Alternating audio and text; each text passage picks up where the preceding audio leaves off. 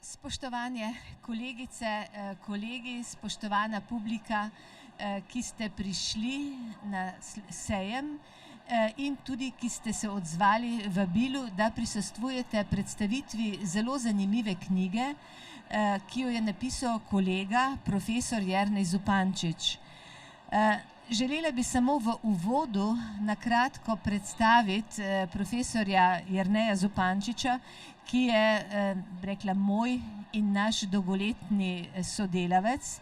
Jaz sem zaposlena na Filozofski fakulteti in na Inštitutu za narodnostna vprašanja in se prav tako kot kolega Zupančič že celo poklicno življenje ukvarjam z raziskovanjem manjšin. Profesor Jernej Zupančič je v svoji dolgoletni raziskovalni karieri se posvečal predvsem geografskemu, teritorialnemu vidiku raziskovanja slovenskih manjšin v sosednjih državah.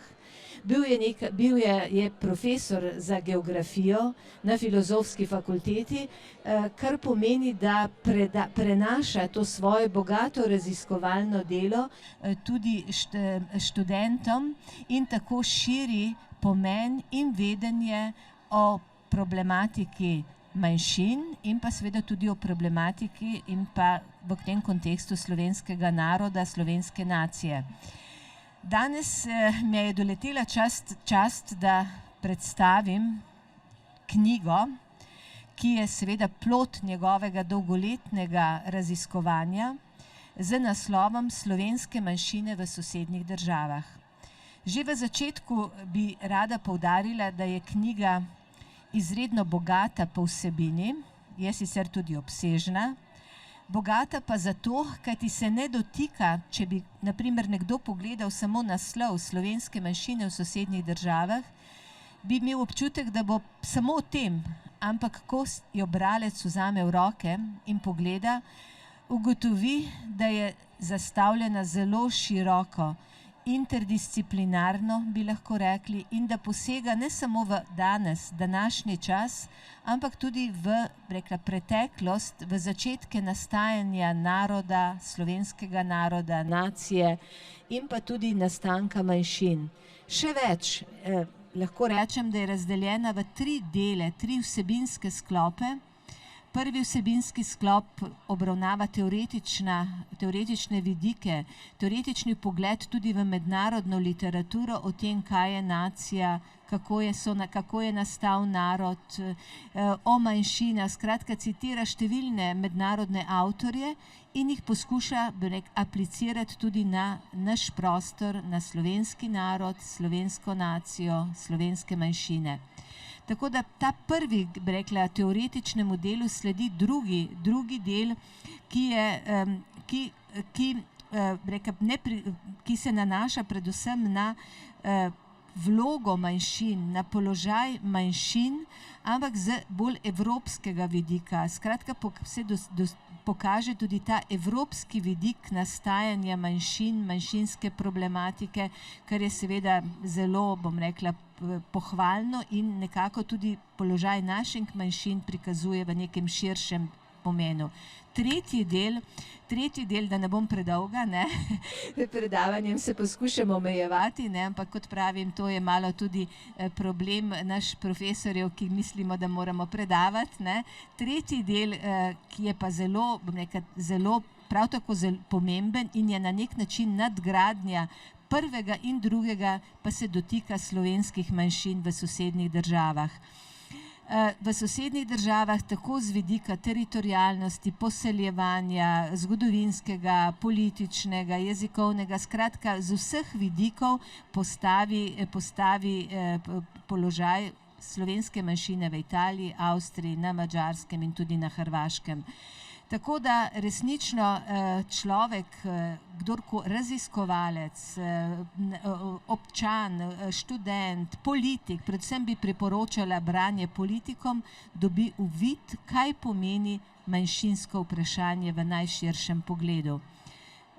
Ne bi nadaljevala z mojo, bom rekla, z mojo vsebinsko predstavitvijo, bi se pa tokrat zdaj obrnila na kolega profesorja Zupančiča. Postavila bomo nekaj vprašanj, ki bodo zanimiva predvsem za ljudi, ki so se udeležili. Lahko začnem?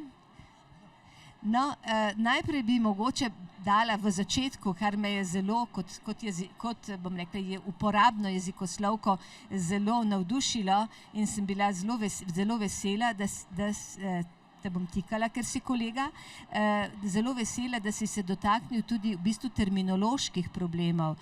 Že od vsega začetka govoriš o slovenskem zamejstvu, o Slovencih v zamejstvu, o kulturnem prostoru, enotnem kulturnem prostoru in vsa ta terminologija, ki seveda ima tudi neko zgodovino, ima neko svoj raison d'être, zakaj je tako, je predstavljena in jo lahko skozi celotno branje ti postane razumljivo in jasno, zakaj.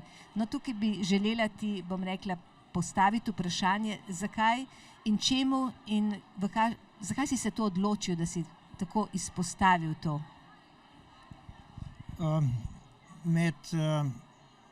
Tukaj lahko začnem z eno anekdoto. Namreč, ko sem kot mladi raziskovalec začel s tematiko Slovencev v sosednjih državah, torej ta tematika je bila predvsem vezana na Avstrijo, koroške Slovence, je bilo seveda večno tisto, torej domena, manjšine so nekaj posebnega, in koroški Slovenci so nekaj posebnega, štajerski Slovenci so nekaj posebnega in tako naprej. Torej, dobiš občutek, da pravzaprav to slovenstvo predstavlja en šopek posebnosti, ki je komaj da povezano s seboj in ga na nek način bolj po neki sili, torej spravljamo pravzaprav v skupen kontekst. Ravno zaradi tega sem se lotil tudi tega obsežnejšega teoretičnega dela, o tem lahko tudi še kasneje, namreč zato, ker želim poudariti že na samem začetku, da so slovenski primeri evropski primeri.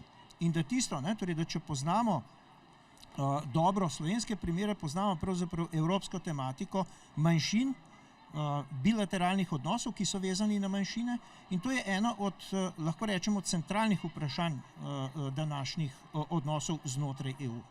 Drugo vprašanje, ki me je pa seveda še toliko bolj iritiralo, je pa navdušenje za manjšine in včasih bi celo lahko rekel ne navdušenje ali pa celo nasprotovanje temu, lahko rečemo, vprašanju nacije in tudi vprašanje, ki izvirajo potem iz tega. Skratka, tukaj, če rečemo, smo navdušeni nad slovenskim preporodom, pa potem seveda samim dogajanjem, ampak danes, torej je pa seveda, če zavihra slovenska zastava, pa že hitro diši po nečem sumljivem. Ampak, torej manjšine so pa seveda nekaj drugega. Na drugi strani pa seveda kontradiktorno poudarjamo, kako je to vse skupaj enotno.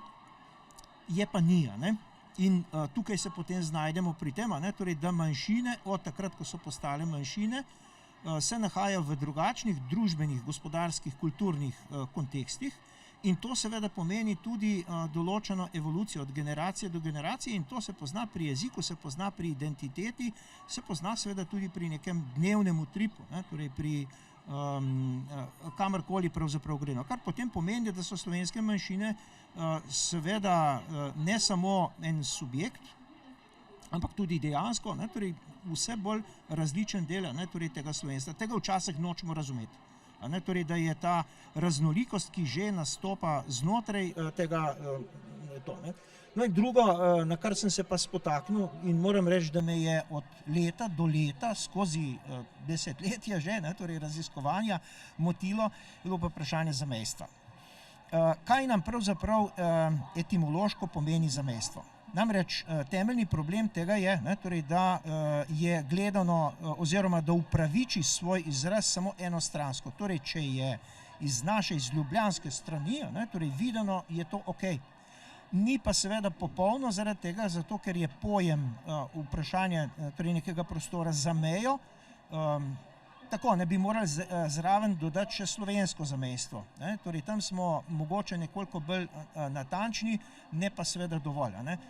Torej, ta problem tega izraza je, da ni dovolj precizen. In v smislu tudi obratnih razmerja, torej, ko se pa potem vzpostavi tudi neke vrste vrednostna teza, torej namreč, da mi gledamo tako, torej, kako bodo pa zdaj manjšinci sami sebe imenovali. Tukaj pa nastane problema. Torej, če smo dejali, v redu, manjšine so subjekt, razglašamo seveda to, torej na različnih konferencah in v znanstvenih tekstih, ampak potem, ko pa pride do nekega praktičnega odnosa, so pa pravzaprav na drugi strani. Torej, pojem zamejstva torej ne omogoča neke povratne informacije in temu se zlahka izognemo, zato ker imamo povsem adekvatne izraze in to so slovenske manjšine v sosednjih, torej ravno zaradi tega jaz ne rečem, da je to edino zveličaven, ne vem, ampak ob dolgem razmišljanju se mi je zdel veliko boljši, če rečem, ne najboljši, torej, ampak kakorkoli že je vsebinsko jasen in to seveda postavlja tudi neke stvari torej okrog tega. Se popolnoma strinjam s tabo in prav zaradi tega me je tudi to, bom rekla, spodbudilo ta naslov slovenske manjšine v sosednjih državah, ki je tudi po mojem mnenju veliko bolj adekvaten, ustrezen naziv kot zamejci. Zamejci na nek način, čeprav ta termin je splošno sprejet in razumljen samo z vidika manjšine kot subjekta in pa tudi, če poznamo, kaj meja pomeni za neko skupnost, kakšna je to meja, ali je državna, ali je kulturna, ali je tudi meja v glavah, seveda na nek način postavlja, lahko rečem, neke skupnosti v nek drug kontekst, tako kot si ti zelo lepo v knjigi razložil. Ker seveda iz tega, bom rekla, terminološkega oziroma razlage, o čem boš sploh govoril, to se pravi o zamejstvu ali zamejski Slovenci, ali ki naj bi bila centralna tema, ampak to centralno temo seveda si ti podkrepil zelo lepo, zelo, bom rekla, dobro, široko, kompleksno, z teoretičnim vidikom, kjer si pač umestil tudi izpostavil te geografske dimenzije etičnega, genezo evropskih narodov, razvoj naroda in da so seveda manjšine samo politična posledica delitev, navaja številne avtorje, ampak poleg vsega, kar se mi pa zdi zelo, bom rekla, kar izstopa, da si tudi na nek način obravnaval v samim tudi teoretičnem koncept nedržavnih narodov. S tem, tukaj bi samo en kratko vprašanje, tega tvojega dodatka nedržavni, skratka, kar dopolnjuje tudi vse ta teoretični vidik, o katerem govoriš, nastajanju narodov in pa manjšin. Mogoče bi izpostavil v tem, rekla, teoretičnem, kaj se ti je zdelo najbolj, kateri vidik ti je bil najbolj pomemben pri osvetljevanju slovenske manjšine v sosednjih, to se pravi slovenskih manjšin v sosednjih državah, Mislim, to je predavanje, ki bi zahtevalo par ur, ampak samo si pa, bom rekla, v tem teoretičnem tudi govoril o tem, zato se mi je zdelo to na nek način tudi pomembno in nadgradnja razumevanja manjšin. Ja, zdaj zakaj? Če je manjšina oziroma manjšine centralni pojem, s katerim operiramo, ki ga obravnavamo, potem se mi je zdelo pravičeno, da pri tem opozorimo tudi na raznolikost teh manjšin. Torej, karakteristično za manjšine je, torej, če se spravimo k najbolj pogosti interpretaciji, vprašanje torej, številčnega odnosa, vprašanje nekega formalnega odnosa oziroma položaja, ter seveda značilnosti, torej, ki neko število ljudi torej postavlja v položaj skupnosti. Torej mora biti skupnost, ne mora biti samo seštevek ljudi z nekimi značilnostmi, ki jih nekdo objektivno ali subjektivno lahko prepozna od zunaj, same se pa ne. Skratka, manjšine so skupnosti, torej, ki imajo svoj jezik, kulturo, identiteto in tako naprej, imajo seveda en določen položaj, torej, ki je odvisen seveda od mnogih kontekstov, zato je tukaj časovni presek oziroma zgodovinski del tako pomemben in tretjič seveda je tudi ta formalni položaj, torej, ki jih nastopa, torej vključne številčnosti in tukaj se potem nastopajo te manjšinske skupnosti, ki pa seveda nekatere imajo lahko zelo dobro formalno zaledje, druge pa ne. In tukaj lahko že samo v slovenskem primeru in zato ponovno poudarjam, če poznamo manjšine v Sloveniji, odnos do manjšin, manjšinske politike in potem tudi to, kar imamo v tem kontekstu skupnega slovenskega kulturnega prostora, poznamo pravzaprav glavnino tistih evropskih problemov. Poglejmo, naprimer, že Slovence v Italiji, torej, ko je torej sestavljena torej zgodovinsko iz 3 delov, torej teritorijalno iz 3 delov, in danes torej še vedno globalni manjšinski zakon še vedno, bomo rekli, v praksi ni shodil. Pa imamo 40 let dobrih odnosov. Sintagma dobrih odnosov pravzaprav ni pripeljala do operacionalizacije nekih stvari in poslušamo o obljubah tako in drugače. Torej, skupnosti, ki jo Slovenci smatramo za enotno, različne pa seveda toliko, koliko so različne zgodovinske usode, pa seveda tudi teritorijalne značilnosti, ki niso nepomembne. Torej, teritorij je pomemben, in to dvakrat. Torej, prvič zato, ker se lahko tja na določen teritorij plasirajo kategorije pravic, in drugič pa tudi čisto objektivno, zato ker ljudje živimo v nečem in smo tako in drugače povezani s tem, ne bom rekel odvisni, ampak smo povezani s tistim teritorijem in to je pomembno. Imamo pa naprimer tudi Rome, torej Romi, ker imam tudi eno precej knjigo zadaj za tem. Saj tukaj bi jaz, zakaj sem izpostavila Rome, kajti ob tem sem želela tudi povedati, da tudi to tvoje poglavje oziroma del, ki ga pišeš o Romih, Vlahih, da predvsem o Romih, ki je tvoje poznavanje tako bogato na raziskovalnem področju. Tako da tudi tukaj je razumljivo, da si pač dodal tudi ta problematiko Romov, o kateri nam lahko tudi mogoče par besed poveš, zato da, ker bralci sigurno se zanimajo in da jih ob tem tudi usmerimo tudi še na kaj drugega. Predvsem bi izrabil to priložnost, torej da v svojstvu teh prej omenjenih 3 kriterijev, torej ključnih kriterijev manjšinstva, seveda potem gledamo tudi neke določene razlike. In dajmo uvideti, torej, da je vsak manjšinski položaj seveda najprej manjšinski položaj. Torej, vse manjšine so manjšine, zdaj kako se potem razlikuje, so pa naslednje zadeve. In tukaj je velika razlika, vzemimo med Romi, ki jih opredeljujemo kot narod, torej romski narod v Evropi, pa tudi še kje drugje. Številke so velike, torej gre za vendarle, torej za ocene, ki po nekaterih torej tudi presežejo 30 milijonov, torej na tem, in to je dimenzija, torej na tem. V slovenskem prostoru sicer manj, torej okrog 10 tisoč, ampak vendarle, torej če to potem postavimo, torej vse skupaj ni nekaj, da tisti položaj, to je nekaj čisto posebnega, torej zbledi. Če stvari postavimo na skupni imenovalec, in to sem želel tudi v knjigi izpostaviti, potem so mnoge stvari pravzaprav bolj povezane in tudi, če govorimo, mogoče bova kasneje prišla k temu, torej tudi v smislu manjšinskih politik, veliko bolj operativne. In to je pa tisto, kar se potem da izvajati. Mogoče tukaj je še ena zadeva, torej, ki se nanaša predvsem na vprašanja, torej tudi enotnosti ali pa različnosti. Torej, mi zelo radi poudarjamo, torej, kako je ta narod enoten. Torej, ampak moramo doumeti, torej, ni enoten. Torej, ima seveda tudi notranjo variabilnost, ki jo moramo spoštovati, torej, ki jo je treba seveda tudi v smislu povezljivosti medsebojnih odnosov in tako naprej. In to seveda vidimo, v praksi pa to velikokrat pridemo na to. Torej v porabijo, naprimer, torej imamo čisto drugačne odnose in moramo čisto drugače.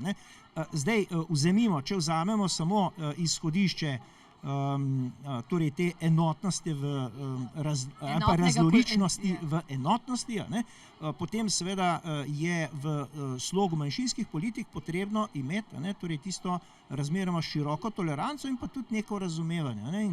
Mi Slovenci imamo s tem izjemne težave. Glede konkretnega o slovenskih manjšinah porabijo raznolikosti, tako na Hrvaškem, Avstriji in Italiji bova malo kasneje še spregovorila.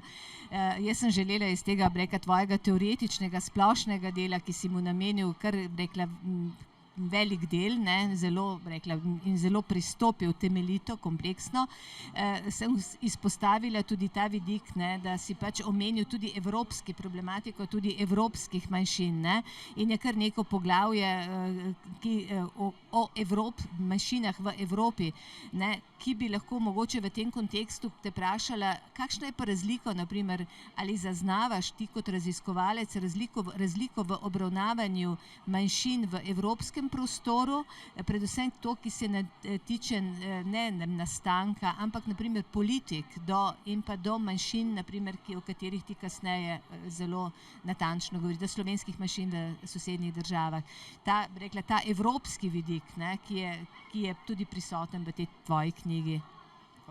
Ja, tukaj je tako, ne, torej, da nam ta zadeva, to področje postane jasno, ko začnemo torej vleči usporednice med narodi in manjšinami. In tam se seveda potem pokažejo razlike in če jih imamo na skupnem imenovalcu, če to seveda postavimo recimo v kontekst, ne, torej neke združene Evrope, kjer seveda manjšinska vprašanja so pomembna, ampak do danes, ne, recimo niso postala neka realizacija. Ne, torej zakaj? Da je to seveda drugo. Ne, ampak če izpostavimo tukaj neke primarne potrebe narodov po ohranjanju, razvoju in tako naprej, ne, te iste potrebe imajo seveda tudi manjšine, možnosti so pa seveda tam drugačne. In tukaj pridemo do tega mozaičanja, ne? Torej zakaj je seveda temu tako. Ampak še vedno je potem eno temeljno vprašanje, kako te stvari navsezadnje tukaj tudi na nek način poenotiti. Ne? In to torej v praksi do tega seveda nismo prišli. Ne? Jaz sem želel tukaj izpostaviti predvsem to, ne? Torej, da tak potencial dejansko obstaja, da imamo tudi kar nekaj praks, torej, da se tudi z različnimi pristopi manjšinskih politik da prideti do recimo nekih solucij in pa seveda, da tudi vsi pristopi, ki jih tukaj imamo, ne, torej, da ne bodo torej, kar avtomatično prinesli, ne, torej nekih stvari. Ne. Tako da tisto raznolikost in na drugi strani enotnost, ne, torej moramo razumeti seveda, ne, torej v dovolj širokim dimenzijam. Popolnoma se strinjam, zelo lepo si povedal. Ja, prav ta vidik, ki si ga prikazal v evropski vidik, ne kaže na to raznolikost, kaže, da pri tej raznolikosti seveda tudi politike, ne, ki jih imajo evropske, upoštevajo seveda svoje zgodovinske vzroke, politične, pocelitvene in da je težko, naprimer, najti en model, en vidik, en način reševanja manjšinske tematike, ki bi bil za vso Evropo, bom rekel, in za ves prostor enak. Ni ga. Kajti povsod je potrebno seveda upoštevati tudi te tradicionalne vidike, to, kar ti, bom rekla, se velikokrat v knjigi obrneš na zgodovino, na tradicije, na teritorialnost. Ne. Tukaj bi mogoče, bom rekla, in na prostor. Ne. Včasih, ne, čeprav mogoče zdaj ne čisto sodi, ampak ko govoriš o prostoru, teritorialnost, se jaz vedno spomnim tvojega profesorja Klemenčiča, ki je na nek način tudi vse nas zaznamoval pri obravnavanju manjšinske tematike. Vedno se spomnim, da je njegov pogled bil, ja, obravnavati manjšino, ampak vedno v kontekstu prostora, širšega, zgodovine. Skratka, manjšina ni nekaj, kar je samo getoizirana in kar se njej, ampak je del širšega, del nekega prostora, tradicije, kulture, zgodovine in tako naprej. Seveda, kar jo loči, tisto so pa preka tiste specifičnosti od večine. No, zdaj, prav ta, bom rekla, tvoj evropski pogled, teoretični in evropski pogled, primerljivost, se mi zdi, da je zelo ena velika dodana vrednost te knjigi, ne? In da bi mogoče tudi lahko naslov ne sodil samo slovenske manjšine, ampak problematika manjšinske manjšinskosti oziroma manjšin v širšem kontekstu. Zato se mi zdi pomembno, bom rekla, izpostavljati ta prvi del teoretični in pa tudi, bom rekla, ta evropsko komponento pri obravnavanju manjšin. Še en del bi izpostavila, tudi, ki se mi zdi, ki ga ocenjujem kot zelo pomembnega in ki bi se ga morali tudi vsi tisti, ki se ukvarjamo in tudi tisti, ki ne poznajo manjšine, vedeti tudi ta zgodovinski, ki ga posvečaš kar, bom rekla, eno zajeten del o slovenskem narodnem vprašanju.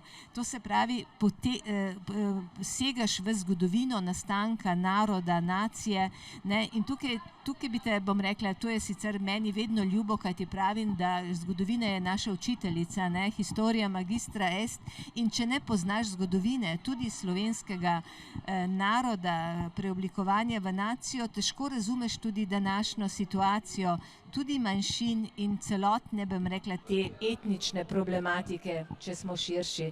Zato me rekla, kaj te je vodilo, čisto da, seveda, tvoj široko znanje, poznavanje, ampak mislim, da je zelo pomembno, da si tudi tukaj izpostavil in še več izpostavil si, če natančno prebiraš vse mejnike, ki so pomembni za nastanek slovenske nacije.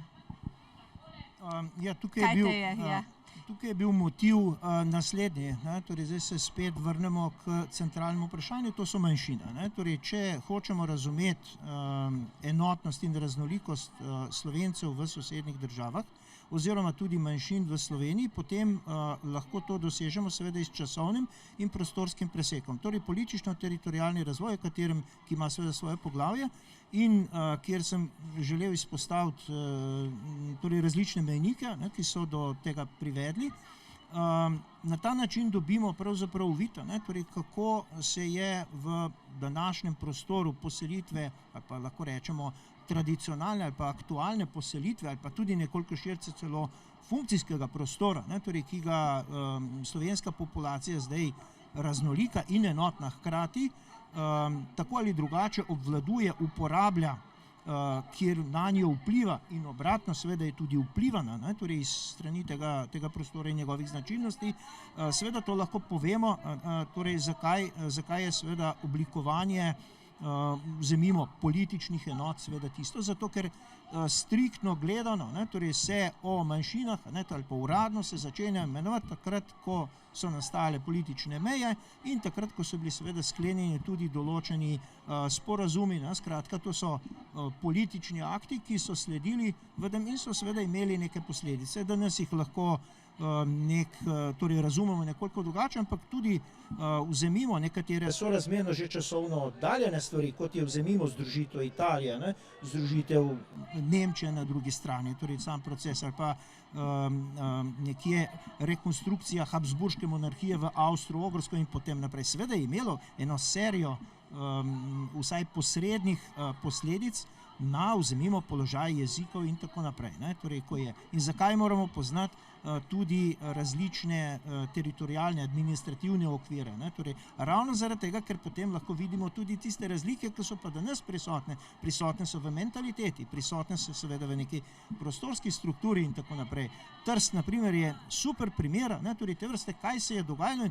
To je en celo izjemen primer, torej v evropskem merilu, kako je neko izrazito multietnično mesto, torej z primarno neko gospodarsko-transportno funkcijo, torej vendarle eno izmed glavnih prometnih vozlišč Južne Evrope, torej zelo širokega loka, po političnih posledicah, po prvi svetovni vojni, po drugi svetovni vojni seveda pristal pravzaprav tam je, torej kot eno izmed demografsko najstarejših mest, torej z vsemi svojimi. In tudi današnji odnosi, torej če gledamo, današnji politični odnosi se seveda dajo nekje razumeti, pa tudi interpretirati skozi recimo te zgodovinske frakture, ki so seveda noter sledile in imajo torej svoje učinke.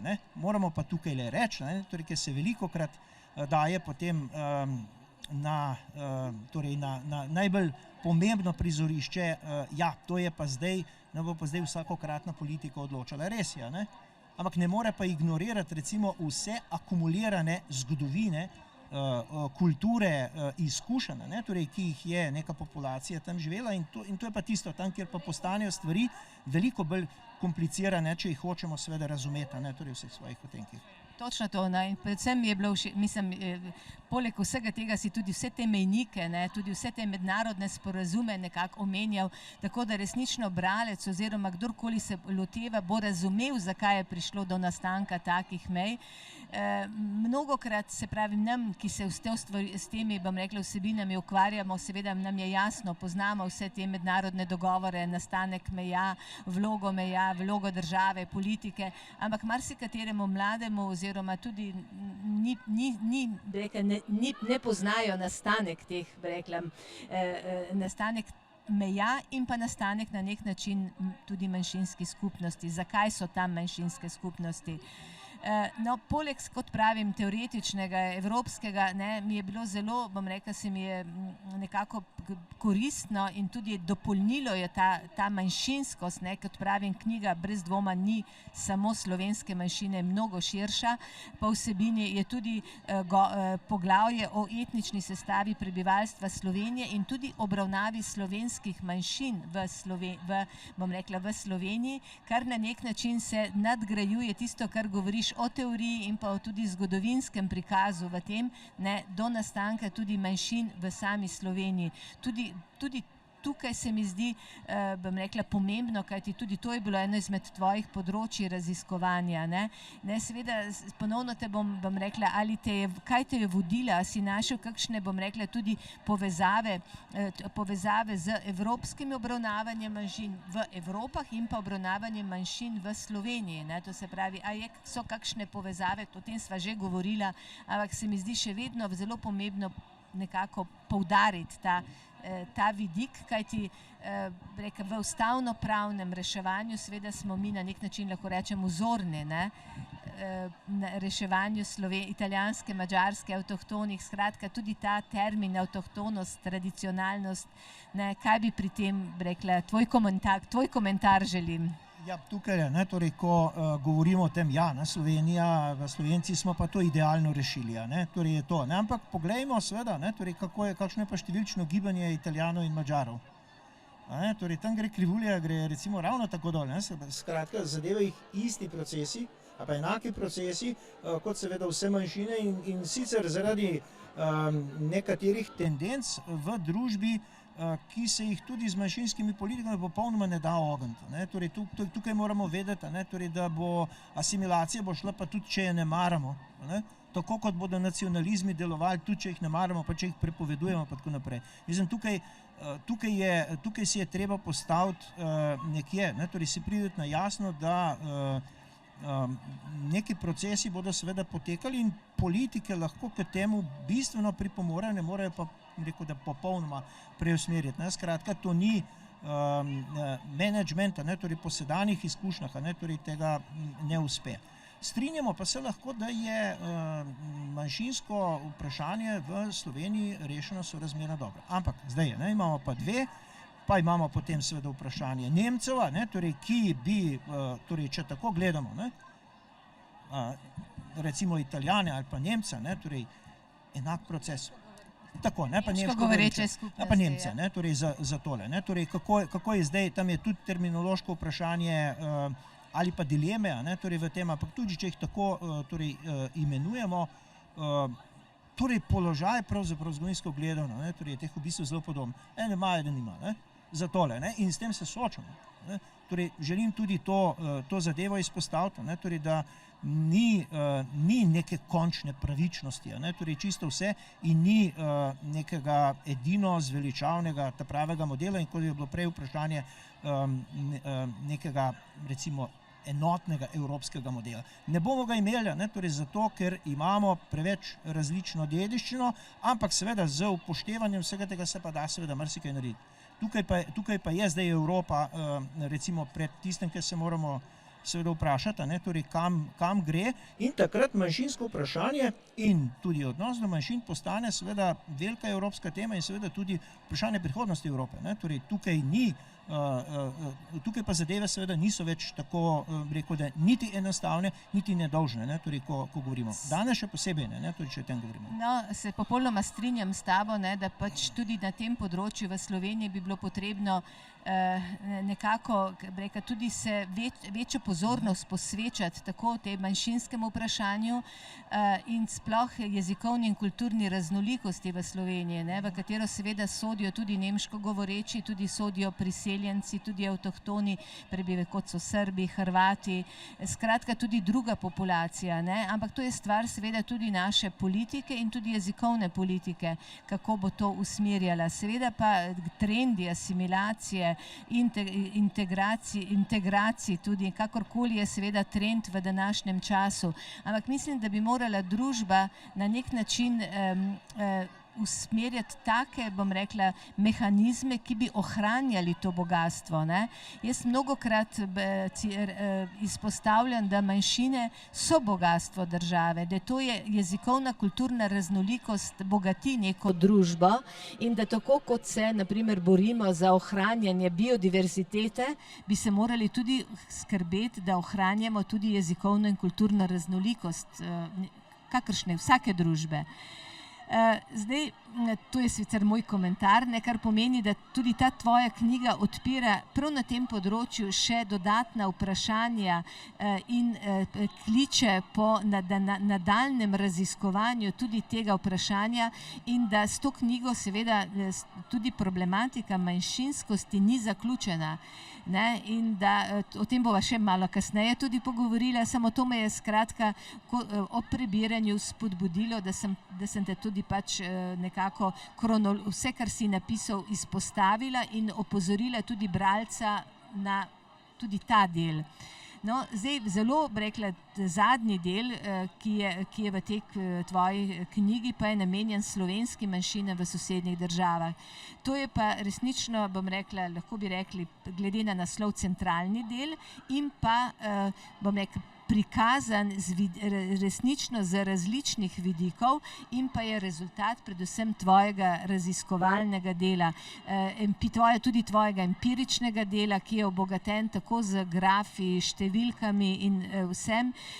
In poleg s tem, da preden preideva naprimer na mogoče vprašanje, kakšne razlike, zanimava časa, da bi lahko govorila posebej o slovenski manjšini v Avstriji, v Italiji, Hrvaški, na Madžarskem, ampak kaj bi ti tukaj povzel, naprimer, a se lahko kljub tem različnim zgodovinskim, tudi političnim, bom rekla,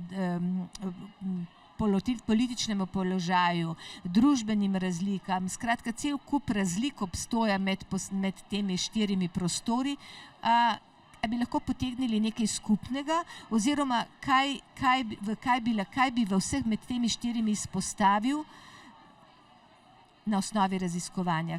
Kaj misliš, da je in ali imajo skupnega, ali so še vedno vsi predstavljajo slovensko manjšino v sosednjih državah, ali se nakazujejo tudi v teh območjih, kot si rekel, ti trendi asimilacije, to se pravi izgubljanja, ter ali sploh bi lahko naredili oziroma zakaj ne pristopimo k neki revitalizaciji tako slovenskega jezika, tudi dialektov, skratka tudi do revitalizacije. Ali misliš, da je to ali ocenjuješ, jaz ocenjujem, da bi bila to tudi skrb neke države, da se, to se pravi tako naše slovenske države, kot tudi preka države, v kateri pač pripadniki živijo.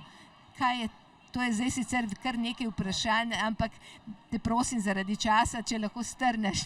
Mislila sem, da bova hitrejša. Zdaj je tukaj tista dilema, kako zelo poenostaviti nekatere v bistvu komplicirane stvari.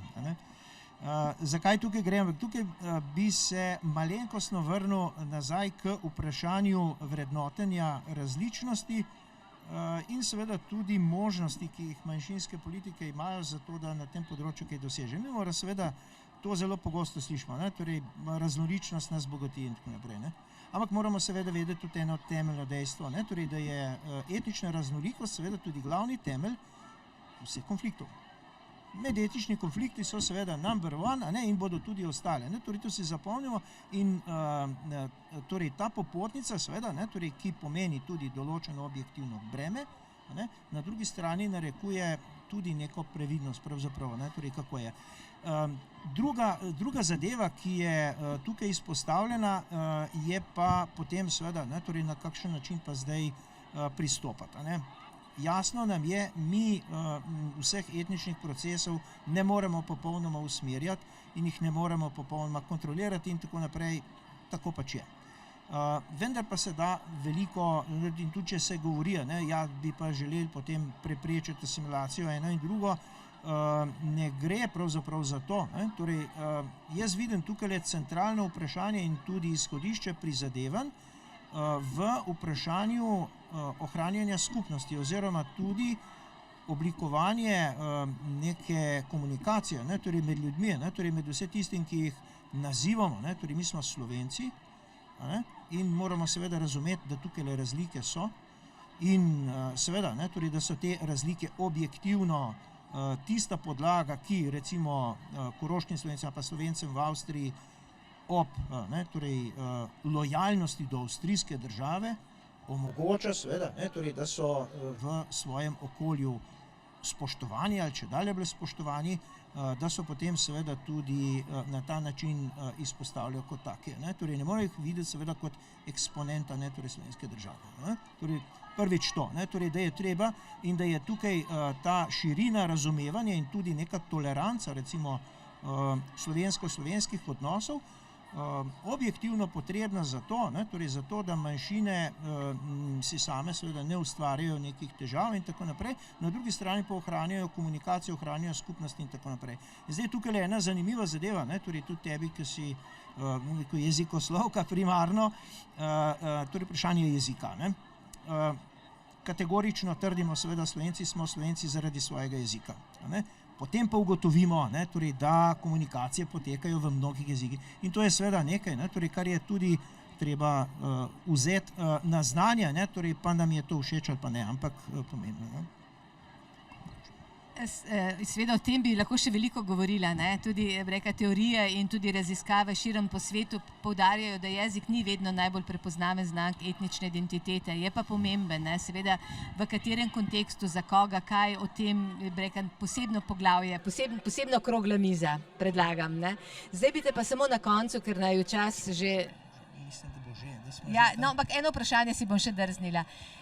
Na osnovi vsega tega sprašujem, kaj meniš, mislim, kar si povedal, ugotavljava, da je to zelo pomembno vprašanje, da raziskovanje naroda, manjšin, raziskovanje etničnih odnosov, ker to je mnogo širše in v katerem tudi ti govoriš, je pomembno, kajti za slovensko družbo, pa ne samo za slovensko, za celotno družbo, kajti raziskovanje temeljito lahko prispeva k ugotavljanju trendov, kako bivajo manjšina, večina, ali bivajo ena z drugim ali ena mimo druge.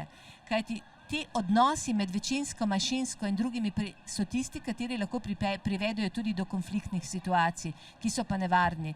Lahko, vedno jaz govorim, da raziskovanje tega področja je pomembno za politiko. Politika bi morala črpati iz naših podatkov rezultate in usmerjati tako jezikovno kot kulturno, kot celotno politiko. Kajti napake, nezaznavanje takih konfliktnih situacij pripelje v lahko tragične dogodke. Tudi, če primerjamo naprimer z industrijo, industrija lahko izvede en produkt, če produkt ni dober, se ga umakne iz tržišča. Odnose, položaj v družbi je težko popraviti, to ima vedno dolgoročne. Kakšno je tvoje mnenje o odnosu tudi do raziskovanja narodnega vprašanja, do raziskovanja etničnih odnosov, raziskovanja manjšin v slovenskem prostoru? Ja, zdaj, glede na čas bi morali seveda tukaj odpreti, ne, torej podi za različne vidike, ne, torej tega. Torej tega mislim, da se ne da tako čisto na kratko in tukaj jaz ne bi tvegal, recimo nič ni bilo narejeno ali pa popolnoma je zavoženo. Imamo seveda kar nekaj dobrih izhodišč. Zdaj seveda, torej deficit, jaz če bi zdaj rekel, torej kar smatram za neko šibko slovenske družbe, tudi politike, je pa pravzaprav uporaba, konzumacija pravzaprav teh rezultatov in nekje tudi, lahko rečemo, javna komunikacija. Torej tukajle potem recimo ne pridemo dalje na tem. Ampak pravim, torej mnoge druge stvari so pa seveda tam. Zavedajmo se, torej jaz bi s tem končal, torej so slovenski primeri tako problematični, kakor tudi dobri evropski primeri. In iz tega lahko naredimo bistveno več. Tako. Skratka, zaključimo lahko to, da je tematika slovenskih manjšin v sosednjih državah ima osnovo tudi v evropskih, da je široko zastavljena, da pa je to tematika, sploh problematika naroda, manjšin, medetničnih odnosov, problematika, ki jo je potrebno kontinuirano, na dolgi rok raziskovati, zato da se lahko zaznavajo trendi in da se tudi manjšinske skupnosti kakorkoli ohranijo. Kajti politika, ne glede na to lahko zaključim, da politika lahko tukaj ne samo raziskovalci mi raziskujemo, strmimo potem, zaznavamo, kajti ena stvar je, vemo, vsi vedno vejo, ampak znanstveno dokazano ne vejo. In šele znanstveno dokazani rezultati, kot si jih tudi ti v tej knjigi predstavil, so tisti, kateri nam lahko služijo za oblikovanje in za popotnico tudi v prihodnost. Skratka, hvala lepa ti, kolega Jernej. Mislim, da ta knjiga odpira številna področja in da ni dovolj samo ena okrogla miza in ena predstavitev, ampak da bi ob knjigi lahko predstavili kar nekaj vsebinskih sklopov in potem vključili tudi širšo populacijo, tudi udeležence v diskusijo. Ampak midva sva že presegla 5 minut, kar pomeni, da se nisva držala točno, se oproščava in hvala vam, da ste naju poslušali. Hvala. Hvala lepa tudi z moje strani.